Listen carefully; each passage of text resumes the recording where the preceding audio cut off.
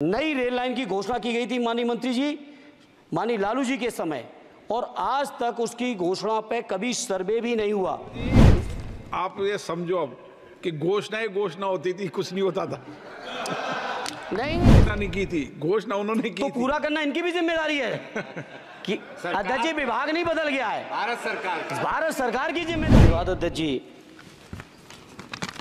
हालांकि हमारी पार्टी का समय नहीं था, बावजूद इसके आपने समय दिया रेल बजट पे बोलने के लिए, उसके लिए मैं आपका बहुत हृदय से धन्यवाद करता हूँ। अध्यक्ष जी, बहुत सारे साथियों ने बड़ी जिम्मेदारी की बात कही, जनरल बोगी बढ़ाने से लेके सफाई से लेके उन सभी चीज़ों के साथ अपने को जोड़ते हुए, चूँकि अध्यक्ष जी मैं आजमगढ़ संसदीय क्षेत्र से निर्वाचित होकर आया हूँ। आजमगढ़ संसदीय क्षेत्र अपने आप में बहुत ऐतिहासिक क्षेत्र है। अल्लामा शिबली नुमानी, कैफ़ी आज़मी, अयोध्या प्रसाद हरियोत से लेके तमाम जो हमारे एक से एक महान लोगों की ये सरजमी रही है। अध्यक्ष जी, आजमगढ़ क्षेत्र अलग अलग विविधताओं से भरा हुआ है। आजमगढ़ के लोगों को जहाँ रोज़गार के लिए मुंबई जाना पड़ता है, वहीं शिक्षा के लिए आजमगढ़ के लोगों को इलाहाबाद और प्रयागराज की ज़रूरत पड़ती है। प्रदेश की राजधानी लखनऊ है, देश की राजधानी दिल्ली है। इसलिए मैं अपनी ओर से अपने क्षेत्र के लिए आजमगढ़ से मुंबई, जो कोरोना से पहले माननीय मंत्री जी ध्यान दे दें, कोरोना से पहले आजमगढ़ से मुंबई एक रेल चलती थी जो कोरोना काल से बंद चल रही है। हमारा अनुरोध है कि उस रेल को न केवल वो साप्ताहिक थी, उस रेल को हर दिन के लिए शुरू किया जाए, बल्कि साथ ही साथ आजमगढ़ से लखनऊ, आजमगढ़ से इलाहाबाद, जहाँ पे इंटरसिटी से डेली लोग आवागमन कर सकें, आ जा सकें, उसके लिए इस ट्रेन को भी शुरू कराने की कृपा करें। साथ ही साथ अध्यक्ष जी, आजमगढ़ से दिल्ली जाने का केवल एकमात्र जरिया कैफिया ट्रेन है, और कैफिया ट्रेन के में बैठने का टाइम तो सुनिश्चित है, लेकिन कब पहुंचेंगे इस बात की कोई भी जिम्मेदारी और गारंटी नहीं है। इसे मंत्री जी मैं आपसे अनुरोध करूंगा कि आजमगढ़ से दिल्ली के लिए एक नई रेल लाइन, नई रेल ट्रेन शुरू करने की कृपा करें।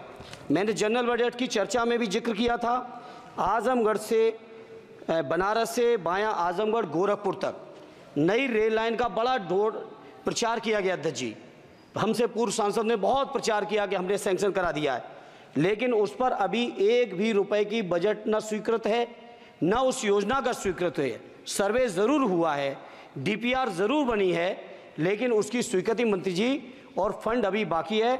मैं उम्मीद करता हूं कि आप इसको ज़रूर ध्यान देंगे। साथ ही साथ अध्यक्ष जी, आजमगढ़ में जहानागंज से सठियाओं के बीच रेलवे ओवरब्रिज न होने की वजह से घंटों जाम लगता है।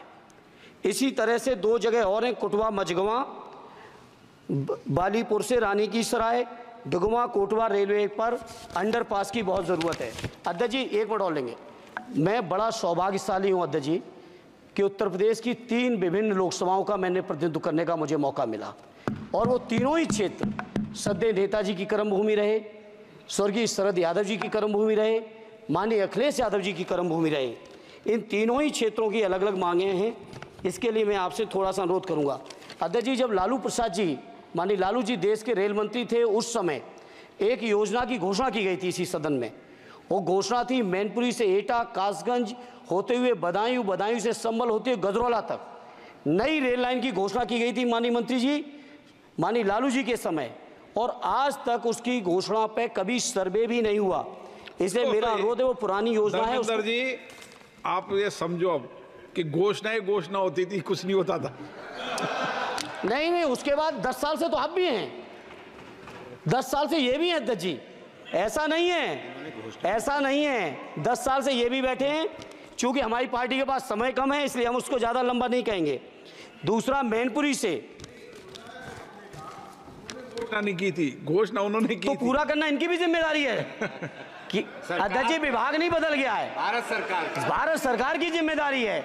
आज जो ये मंत्री जी घोषणा करेंगे, अगले मंत्री की जिम्मेदारी बनेगी, अगले मंत्री की जिम्मेदारी बनेगी।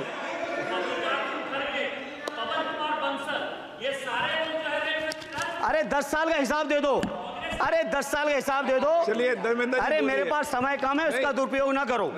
बोलिए अध्यक्ष जी, मैनपुरी से दिल्ली के लिए, मैनपुरी से लखनऊ के लिए, बदायूं से लखनऊ के लिए, बदायूं से दिल्ली के लिए, इन रेल लाइनों की रेलवे ट्रेनों की सख्त ज़रूरत है। माननीय मंत्री जी, 5वें नंबर की आपकी इकोनॉमी आ गई। आपके पूर्व जो हमारे सदस्य हैं निशिकांत जी, आपके हिसाब से तो सब कुछ बदल गया रेल में। अरे कुछ तो दे दो कि केवल उधर के लिए सब कुछ है। बिल्कुल सही, केवल सब कुछ उधर के लिए है तो सबका साथ सबका विकास का नारा बंद करो। और अगर नारा देना है, नारे को सच बनाना है, प्रधानमंत्री जी की बात को सही साबित करना है, तो माननीय मंत्री जी, ये जो मांगे हमने रखी हैं, आजमगढ़ लोकसभा के लिए रखी, मैनपुरी के लिए रखी, आजमगढ़ के लिए, बदायूं के लिए रखी, संभल के लिए रखी, एटा के लिए रखी, इन सभी को पूरी कर दीजिए मंत्री जी। और नहीं कर सकते हैं तो कम से कम इस सदन के अंदर तो सबका साथ सबका विकास नारा देना बंद ही कर दो। और नारा जिस दिन देना बंद कर दोगे और ये कह दोगे कि आप विपक्ष में आपका नहीं करेंगे, उस दिन हम अपने क्षेत्र के लोगों को संतुष्ट भी कर लेंगे। हमारे क्षेत्र के लोग इतने स्वाभिमानी लोग हैं। माननीय अध्यक्ष जी कि आपने मुझे रेल बजट पर बोलने का मौका दिया। मैं माननीय प्रधानमंत्री जी और माननीय रेल मंत्री जी को बहुत बहुत हाँ, बीच में छूट गया, आ गई। तो धन्यवाद अध्यक्ष जी। मैं कहता हूं कि जो मांगे की हैं तीनों ही क्षेत्रों की, उत्तर प्रदेश की जनता की, उसको माननीय मंत्री जी पार्टी से ऊपर उठकर सबके साथ और विकास के लिए पूरा कर दें। आपकी बहुत बहुत मेहरबानी होगी, नहीं तो ये नारा बंद करो। बहुत बहुत धन्यवाद। संजय जायसवाल जी, 26 वर्षों में 17,000 से अधिक डॉक्टर बना चुका बिहार एवं झारखंड के छात्रों एवं अभिभावकों के बीच सर्वाधिक विश्वसनीय एवं लोकप्रिय संस्थान गोल, नेशंस लीडिंग इंस्टीट्यूट। हमारा विश्वास गोल के साथ।